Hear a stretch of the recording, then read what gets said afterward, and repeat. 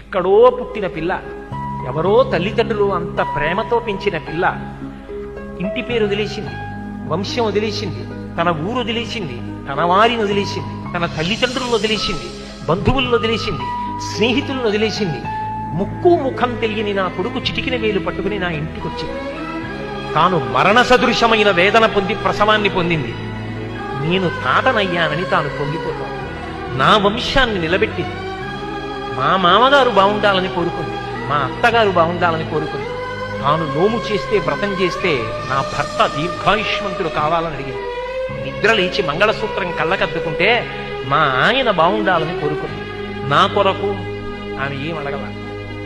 తన అత్తవారి కొరకు, పుట్టింటి కొరకు.